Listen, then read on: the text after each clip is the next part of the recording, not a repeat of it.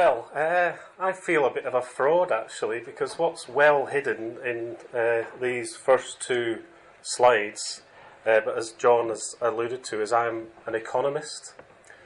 And by definition, economists know nothing about social connections, do they?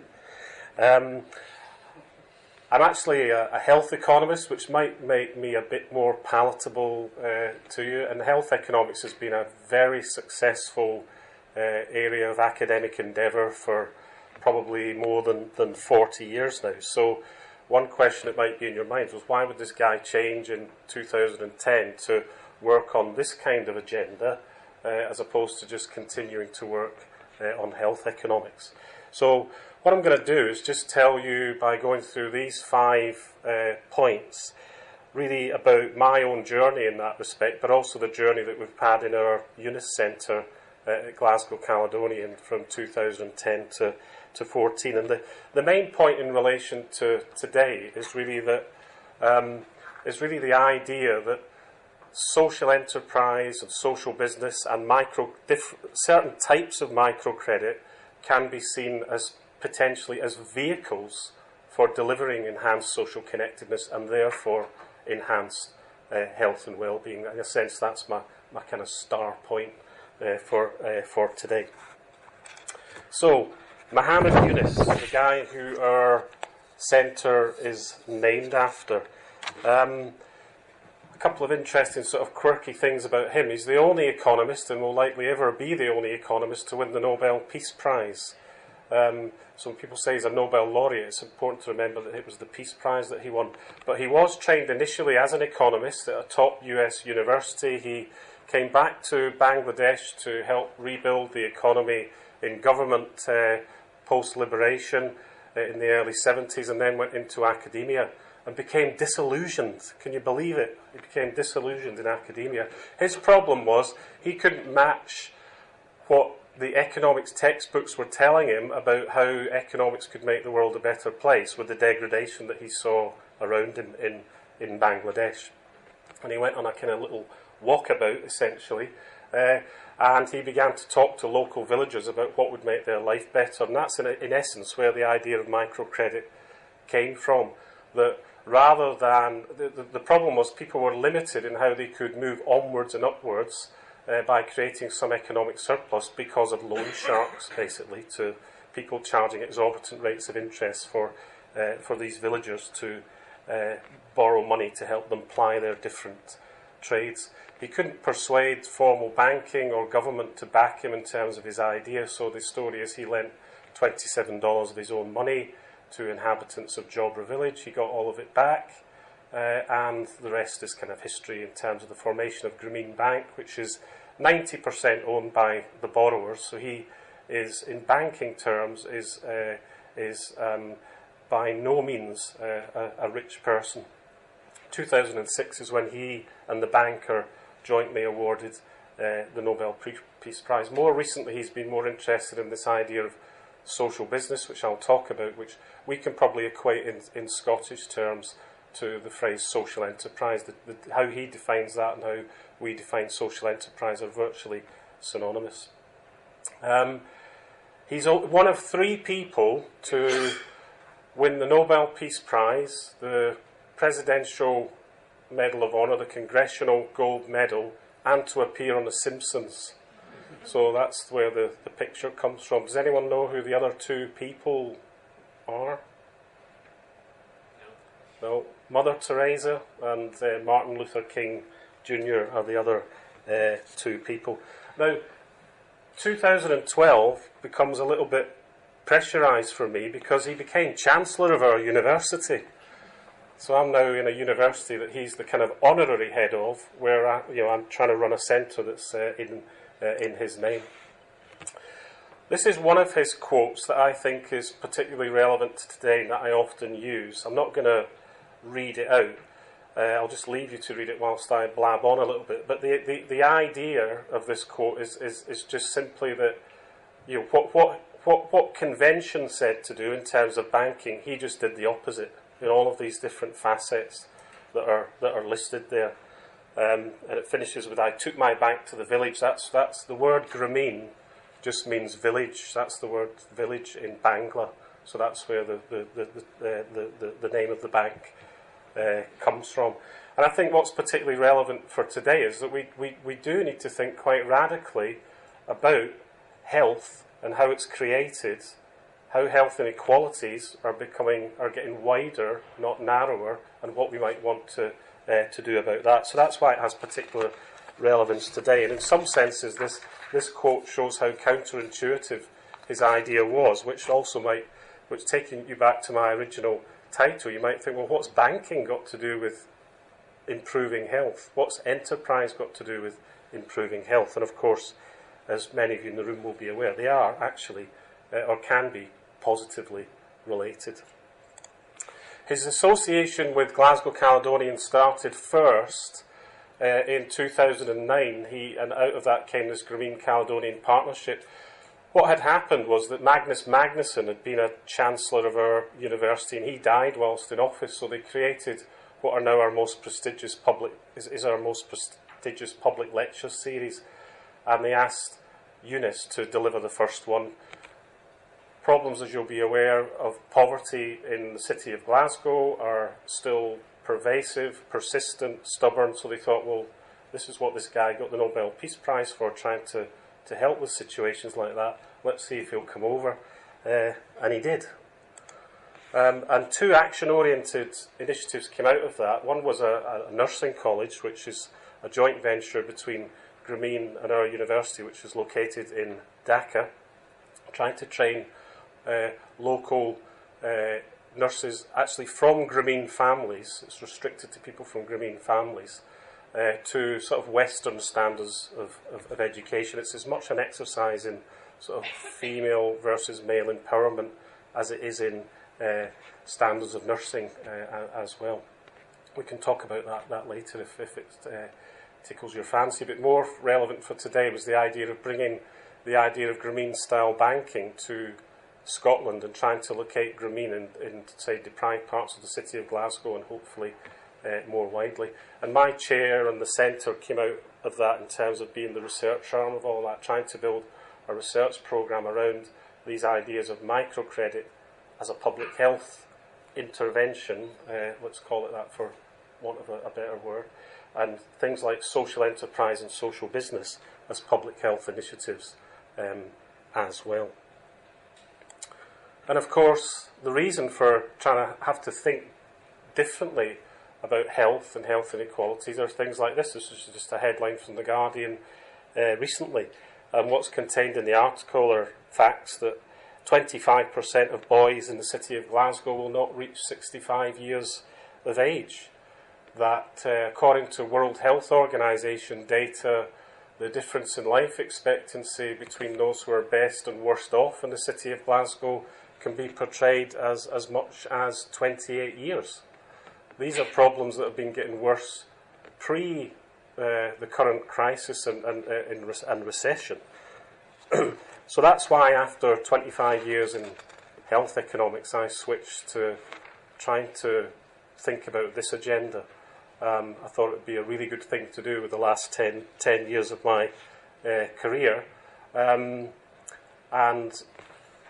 really it's of such importance to society. I mean, why they wanted a health economist to sort of lead or work in that area is still a bit of a mystery to me. But nevertheless, I think the persistence of health inequalities, despite a world-class NHS and world-class public health practices, of which Scotland is an exemplar, the centre here, the MRC and CSO funded centre in Glasgow, is, I think, a modern conundrum of major importance. Of course, part of it is that the nature and causes of health inequalities have changed. So it's not what people have done in the past in terms of intervening have failed.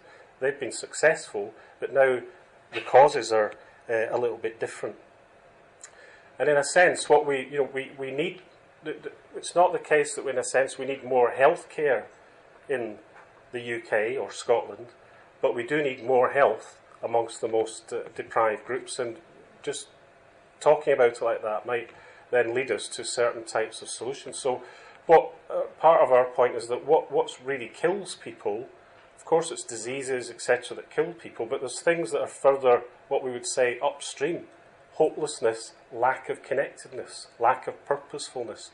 These are things that perhaps really kill people. So our agenda, in a sense, is to try and act on the causes of the causes, if you like.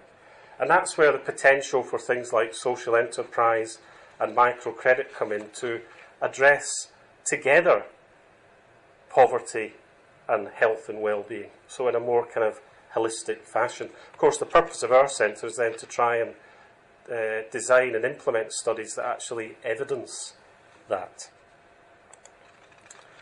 Just a few kind of definitions and overlaps. So, social business and microcredit are obviously not the same thing. I mean, social business or social enterprise is, in broad terms, is where an entity is driven by a social mission, not by not profit-driven, tends to be operate in the sense of a non-loss, non-dividend model, and it might involve microcredit.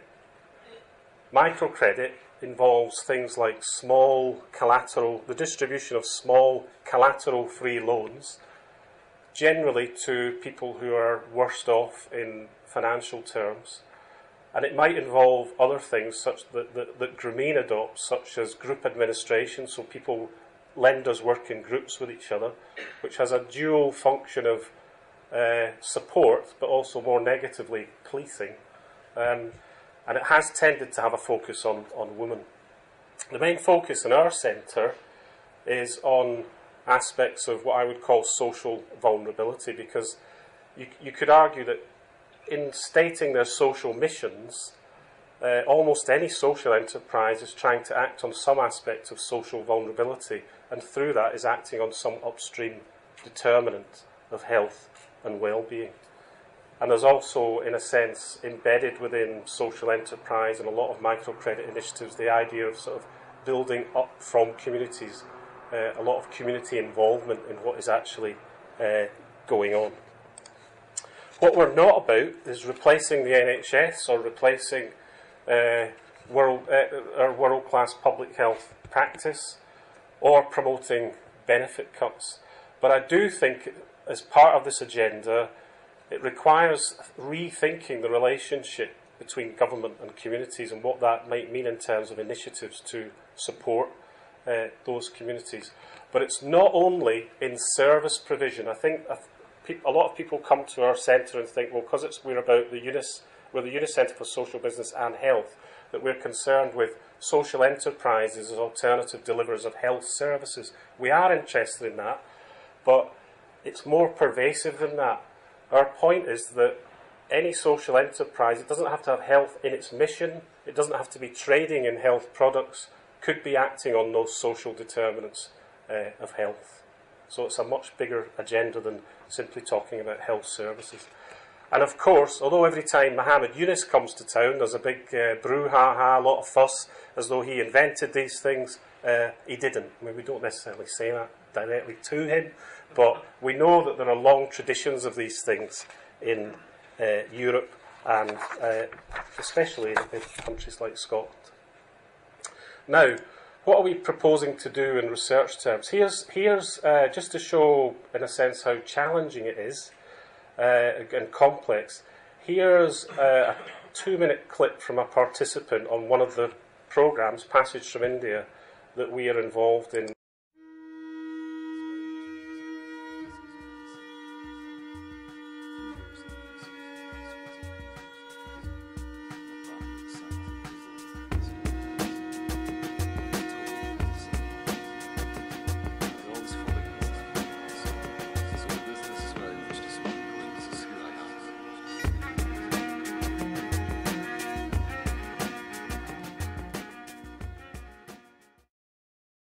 Would you like to make a tuner, Margaret? Yes. That's over that side. Yeah, we get these. Being part of the SRG group, to me, is meaning let myself back out the house, back into a wee community spirit amongst ourselves, and back into the wider community. And it's helped me get a bit more confident about myself and speaking about your worries and things to each other. Hi there, my name's Jacqueline Crawley, and I'm part of the SRG group. in Prof Mill. We run a lunch club every Wednesday.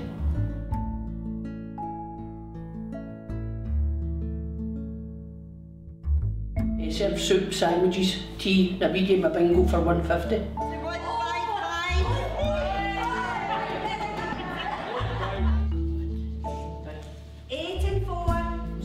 I've got 3 sons, twins at 18 and the youngest is nearly 16. I just kind of a single parent, brought my 3 sons more or less up myself. Their dad's always been there, but it just stays up in our area. But I've been the one that's kind of been involved. That's kind of how I stopped working, to make sure they were going to school and make sure I was in the house for them coming in for school, make sure they didn't get into any trouble. Everybody that's involved in SRG have all got different skills. Well, I'm a machinist overlocker to trade. I've done lots of cleaning jobs, catering jobs, and I've worked in a laundrette. Some people don't see we've got skills, they just kind of sees as a number.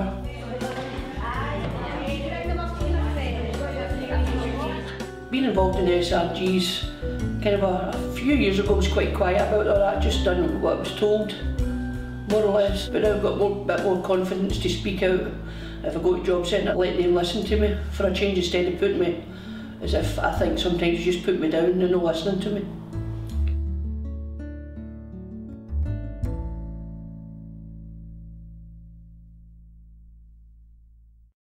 But that's Jake's world, right? And actually it's quite a small, localised world, but there she's talking about global issues. She's talking about how to encourage confidence, assertiveness, getting out the house. And that's the kind of agenda that we're trying to, that's the challenge for researchers, is how to take these very localised situations, I think, and turn them into sort of rigorous evidence-based studies that can then be used, if they show positive effects, of course, to then try and influence the policy environment and perhaps resources for initiatives like that. So that's the kind of thing that we're doing, but that's the challenge that we face. Now my 2 sons, they spent most of their life in Aberdeen, and they say to me, like, well, you know, when I went to this job a few years ago, like, fit, like, what are you doing? You know, give money to like poor people. You know, they're just not going to like pay you back. Like, what are you doing, Dad? You know. But as this headline shows, there's a lot of money in informal sort of financial arrangement. People know what menage is. And these are informal financial arrangements, largely exist amongst women, and probably fair to say in lower socioeconomic groups. But there's serious money in these arrangements. They got their money back, by the way. It was just ironic. This headline appeared about a month after I started working in the Yunus Centre. It's a very under-researched area. There's virtually no academic papers on the idea of menage, but so it'd be good if we could talk about it afterwards. It also exists in popular culture. You know, every Christmas, probably half this room wanders down to the Cameo. I'll go to the Glasgow Film Theatre and we'll go and watch It's a Wonderful Life. But the whole idea of It's a Wonderful Life is the idea of helping people to help themselves. That's what, you know, all this kind of agenda is about. So it's very much in our popular culture as well. But how do we research it? Well, this is where things get a little bit more complicated when the academics get involved. So this is just a simple kind of input-output model. It doesn't really matter if you can't read the small print. The idea is that there's some idea of engaging with social enterprise on the left, as you see it, trying to characterise what these social enterprises are along the lines that I outlined on one of the slides. And then what's the pathway from that engagement through to the blue blob on the right, which is improved health and well-being? And that's what all that complicated stuff in the middle is. And the inner circle are what you might call individual assets that we want to try and enhance in people. Jake was talking about things like confidence, etc.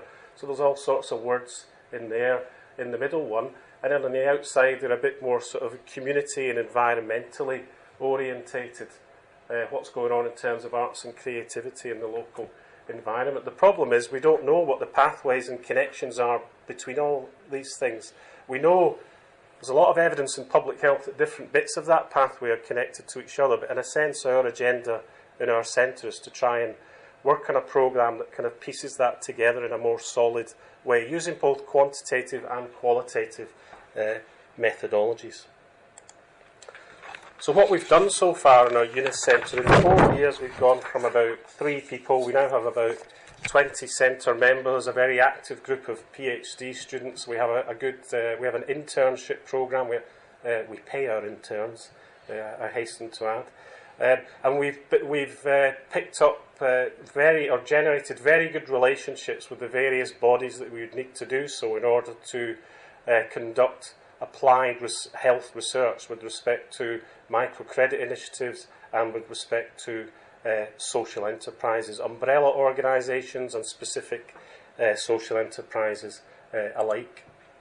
And for those that are more research oriented, with respect to microcredit, we've done a lot in terms of what you might call preliminary research over the last few years.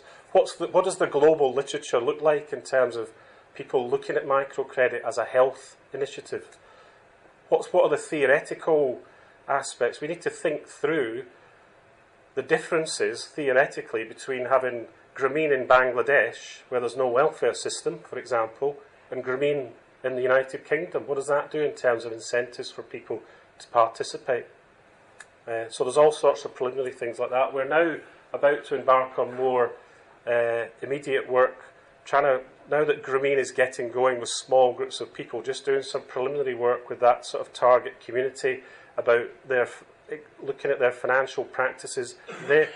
What they tell us that microcredit might do in terms of improving their health and well-being. Do they make that connection? What do they see as the pathways? Before we try and get into a much bigger longitudinal study, which will have all these challenges about comparator groups and how we measure stuff. And in social business, it's pretty much the same. Early work, looking at the global literature and trying to establish and evidence that conceptual framework that I showed you, that complicated diagram about social enterprise as generating health and well-being on the right-hand side.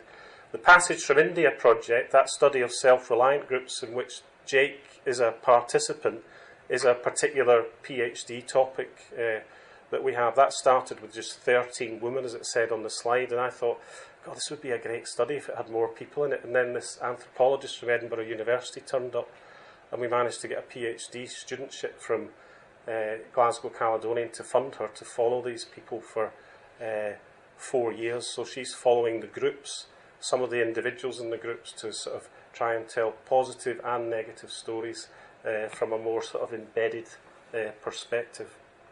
So our centre is very much multidisciplinary. In this area, as you can see at the bottom, we have begun to have some success with research funding, and we kind of hit the jackpot just late last year with a grant of almost £2 million from the Medical Research Council and the Economic and Social Research Council, really just to research that agenda that I've just outlined. It's got this rather grandiose title of Developing Methods for Evidencing Social Enterprise as a Public Health Intervention, and it involves 6 universities and 6 social enterprise organisations across Scotland. Again, a rather complex diagram. The details don't matter. It's just to show you that this is a 5-year endeavour, as you can see across the bottom in terms of the months involved. And we're going from very much initial conceptual studies, including a history project, because we have the Social Enterprise Collection for Scotland hosted at Glasgow Caledonian University, and it had been unexploited, and we're able to do that. And then getting into more empirical work, initially qualitative work with some social enterprises. Passage from India is in there, as you can see, but also a couple of social enterprise organisations in the Highlands, so in more rural areas. And then a couple of social enterprises, large social enterprises, Aberdeen Foyer, which largely deals with employment opportunities for younger people, and Impact Arts, which has a couple of projects one dealing with tenancy sustainability, so homelessness prevention, and also one looking at social isolation amongst older people in urban settings. They were prepared to put themselves up in more comparative studies against control groups. Whatever else would have happened to these people if they had not engaged with social enterprises? We still have a bit of work to do to define how we're going to, how we are going to define these control groups and follow them. But that's our plan over what is going to be a very exciting next 5 years in really trying to evidence this idea of social enterprise, social banking as vehicles for this idea of social connected, acting on things like social connectedness as then a route to improved health and well-being.